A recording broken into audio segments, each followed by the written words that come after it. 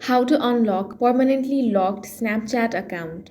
In this video, I will guide you step by step on how you can do that.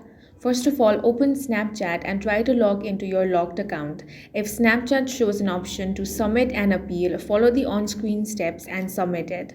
If you don't see that, open up any web browser and search Snapchat locked account.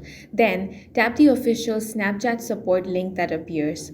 On the page, you want to tap My account was temporarily locked option. Here check if it's a temporary lock. If you see that third-party apps or plugins may be the cause, remove any unauthorized apps or plugins linked to Snapchat. After removing them, wait up to 48 hours and then try logging in again. If it's still locked, you want to search Snapchat locked account again and this time tap on the second link that says unlock and try logging in there to unlock your account. If that also fails, go back to the support page and here you want to search for why was my account locked. Choose an option like my account was compromised and then tap on contact customer support.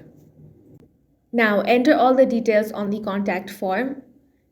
Enter your Snapchat username, the email linked to your account, and the phone number linked to your account. In the message box, write something like, My account has been permanently locked and I would like to request a review.